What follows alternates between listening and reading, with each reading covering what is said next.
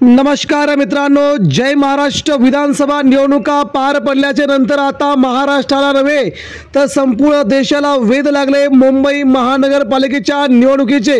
कारण की मुंबई महानगरपालिका सोन्याचं अंड देणारी कोंबडी असल्यासारखं सर्वात जास्त खूप मोठा पैसा असणारी महापालिका।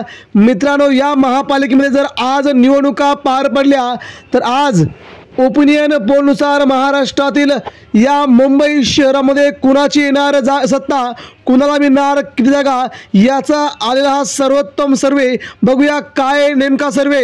मित्रांनो, समोर पाहताय की मुंबई महानगरपालिका एकूण जागा आहेत 227 जागा।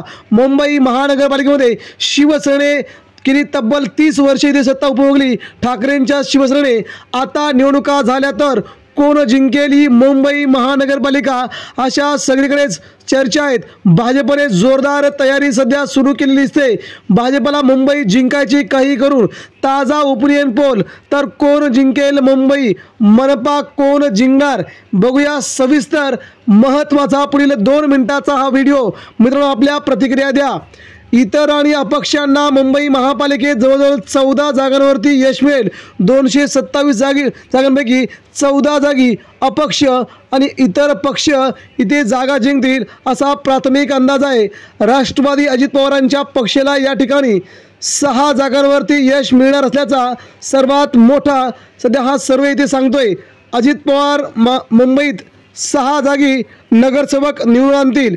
त्यानंतर शरद पवारांची राष्ट्रवादी देखील मुंबईमध्ये जवळजवळ 5 जागी आपले नगरसेवक निवडून आणेल असा हा महत्त्वाचा सर्वे सध्या समोर येत आहे। त्यामुळे शरद पवारांसाठी मुंबई महापालिका 5 जागांवरती लीड देते।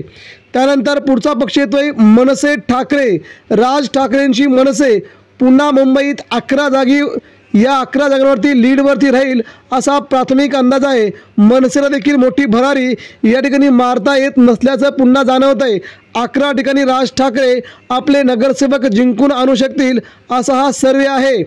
त्यानंतर पुढचा आणि महत्त्वाचा पक्ष येतोय तो म्हणजे काँग्रेस। राष्ट्रीय काँग्रेस सध्या मुंबईमध्ये 28 जागांवरती यश मिळवेल असा हा ओपिनियन पोल सध्या समोर येत आहे। त्यामुळे काँग्रेसला देखील मुंबईत मोठा फटका पुन्हा एकदा बसताना आपल्याला दिसत आहे। त्यानंतर आपण जर पाहिलं तर पुढचा पक्ष येतोय शिंदेंची शिवसेना। शिंदेंच्या शिवसेनेला मुंबईत 26 जागी यश मिळते। त्यामुळे मुंबई महानगरपालिकेत पहिल्यांदाच शिंदेगड निवडणुका लढत असल्याने त्यांना हे मोठं यश म्हणावं लागेल। उद्धव ठाकरेंसाठी किती जागा आहेत ते देखील पाहणं गरजेचं असेल, परंतु शिंदेसेना 26 जागांवरती इथे जिंकताना दिसत आहे।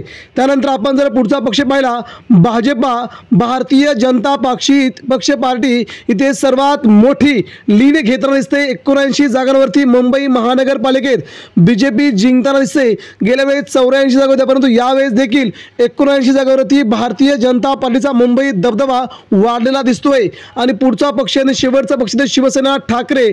मुंबई महानगरपालिकेमध्ये उद्धव ठाकरे पुन्हा एकदा भरारी घेताना दिसत आहेत। जवळजवळ 87 जागांवरती उद्धव ठाकरेंची शिवसेना या भागात जिंकताना दिसते। त्यामुळे उद्धव ठाकरे आता 96 जागांवरून 87 वरती येऊन पोहोचतील असा अंदाज आहे। मात्र सर्वात मोठा पक्ष म्हणून उद्धव ठाकरे इथे राहतील हा देखील महत्त्वाचा अंदाज आहे। परंतु पुढील काळामध्ये या 5 पक्षांपैकी कोण कोण सत्तेत राहील हे पाहावं लागेल। परंतु उद्धव ठाकरे मात्र मुंबई महानगरपालिका पुन्हा आपल्याकडे खेचून आणतील असा प्राथमिक अंदाज सध्या आपल्यापर्यंत पोहोचतोय। मित्रांनो, आपल्याला काय वाटतंय, मुंबई महापालिका कोण जिंकेल, उद्धव ठाकरे की भाजपा की एकनाथ शिंदे? आपल्या प्रतिक्रिया आमच्यापर्यंत पोहोचवा। धन्यवाद। जय हिंद।